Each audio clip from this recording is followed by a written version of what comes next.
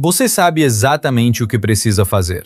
Está na sua cabeça há dias, às vezes há semanas. A tarefa não é difícil, não é impossível, não é nem longa. Mas quando chega a hora, você desvia. Abre outra aba. Responde uma mensagem que poderia esperar. Ajusta o volume do som.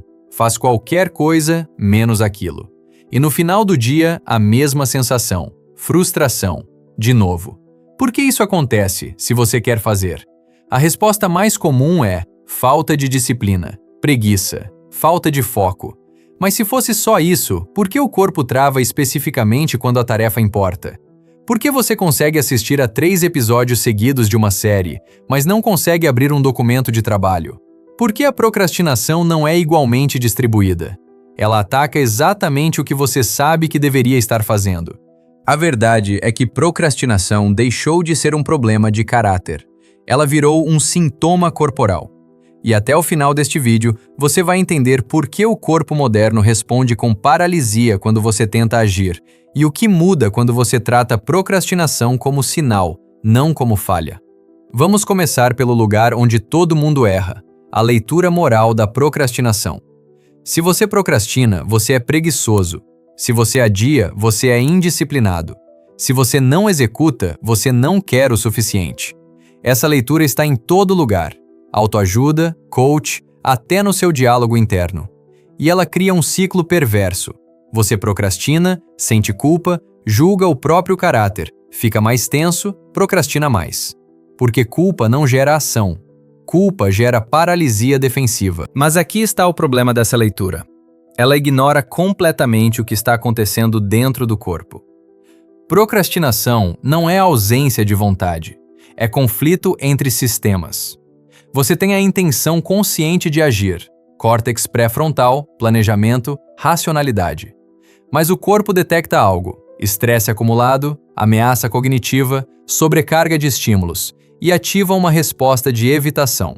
Não é escolha, é fisiologia. Quando o sistema nervoso interpreta a tarefa como ameaça, porque ela exige atenção sustentada em um cérebro já exausto, ele faz exatamente o que foi treinado para fazer: desviar. E aí você procrastina, não porque não quer fazer, mas porque o corpo está tentando proteger você de colapso. Só que ninguém te ensinou a ler assim. Te ensinaram que procrastinação é fraqueza moral. E aí você fica preso em um loop, tentando forçar disciplina em um corpo que está gritando pare. A primeira coisa que muda quando você entende isso, você para de brigar com o sintoma e começa a olhar para a causa.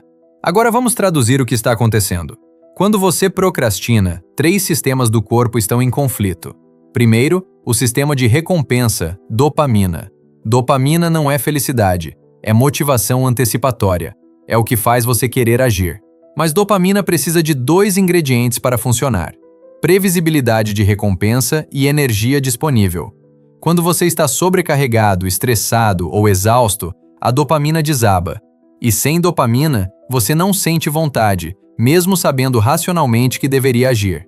O corpo interpreta: não há energia sobrando para isso agora, e você para. Segundo, o sistema de ameaça, cortisol e amígdala. Quando o cérebro detecta estresse crônico, ele entra em modo de conservação de energia. E tarefas que exigem atenção sustentada, escrever, planejar, resolver problemas, são vistas como ameaça cognitiva. Por quê? Porque exigem energia que o corpo acha que você não tem. E aí a amígdala faz o que sabe fazer. Desvia você para algo mais simples, mais rápido, mais seguro. Rolar feed, assistir vídeo, organizar gaveta, qualquer coisa que não exija esforço cognitivo prolongado. Não é preguiça. É o sistema de sobrevivência tentando proteger você de gastar energia que ele não detecta. Terceiro, o sistema atencional, córtex pré-frontal exausto. A atenção sustentada depende do córtex pré-frontal, a parte do cérebro que planeja, prioriza e inibe impulsos. Mas essa região é extremamente sensível a sono ruim, excesso de estímulos, estresse crônico, decisões repetidas. Quando ela está sobrecarregada, você perde controle executivo. E aí acontece o seguinte: você sabe que deveria fazer, mas não consegue iniciar. Porque a intenção está lá, mas a capacidade de sustentar a atenção não. E quanto mais você tenta forçar foco, mais o corpo resiste. Porque forçar foco em um córtex pré-frontal exausto é como tentar correr uma maratona com uma lesão no joelho. Dá para tentar, mas o corpo vai te sabotar. Agora conecta os 3 sistemas. Dopamina baixa significa sem motivação. Cortisol alto significa evitação ativa. Córtex pré-frontal exausto significa sem controle executivo. E o que você tem? Procrastinação. Não porque você não quer, mas porque o corpo está dizendo: eu não tenho energia, clareza, nem segurança interna para sustentar essa tarefa agora. E quando você entende isso, você para de tentar vencer a procrastinação e começa a perguntar: o que no meu corpo e no meu ambiente está criando esse padrão? Agora vamos para o ponto mais incômodo.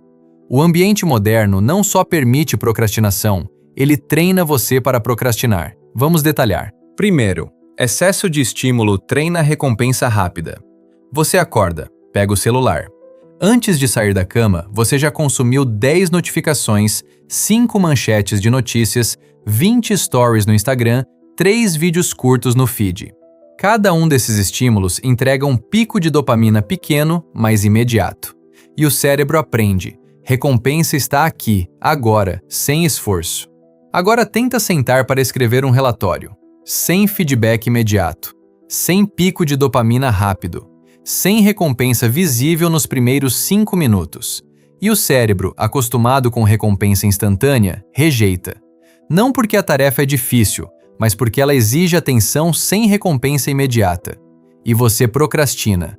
Não é falta de disciplina, é reprogramação dopaminérgica. Segundo, sobrecarga crônica treina evitação.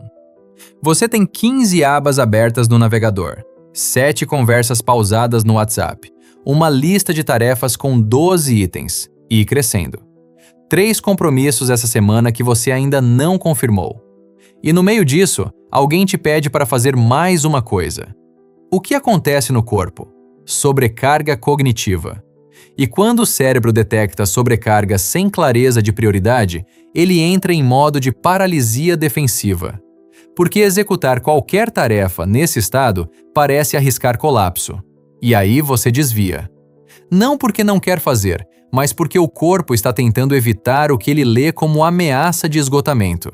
Terceiro, trabalho sem pausa treina corpo em modo alerta constante. Você acorda e já está ligado. Trabalha 4 horas seguidas, almoça olhando tela, volta ao trabalho. À noite, tenta relaxar assistindo série, mas com o celular na mão. Nunca desliga. E quando o sistema nervoso fica em alerta constante, ele perde a capacidade de alternar entre ativação e descanso. Resultado? Você fica cansado demais para descansar e tenso demais para agir. E aí, procrastinação vira o único estado acessível. Nem ação, nem descanso, só deriva. Agora junta tudo. Ambiente hiperestimulante treina recompensa rápida. Sobrecarga crônica sem clareza treina evitação. Alerta constante sem pausa esgota sistema nervoso. E você tem um corpo que aprendeu a procrastinar como resposta padrão. Não é falha sua, é contexto.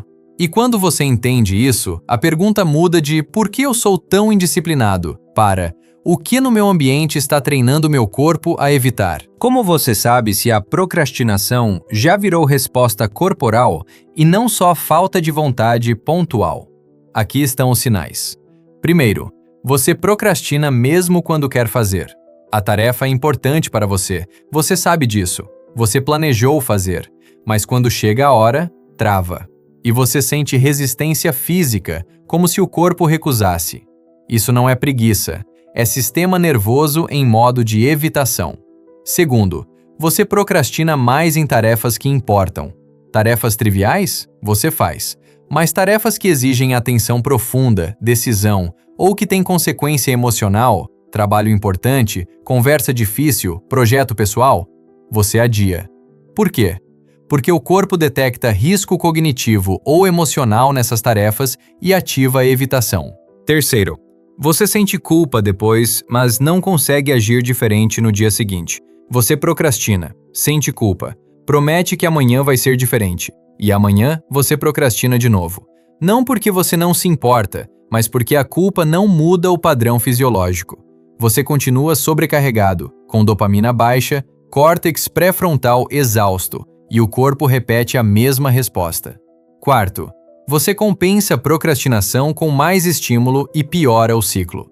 Você procrastina, sente culpa e tenta desestressar com mais tela, vídeos, séries, feed.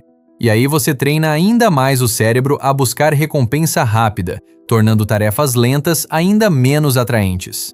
Quinto, seu corpo reage fisicamente quando você tenta começar. Você senta para fazer e sente tensão no peito, inquietação nas pernas, mente acelerando para qualquer outra coisa, vontade urgente de checar algo rápido. Isso não é só mental, é somático. O corpo está dizendo: essa tarefa é ameaça, saia. Se você reconhece 3 ou mais desses sinais, procrastinação não é mais um hábito ruim, é um padrão corporal instalado.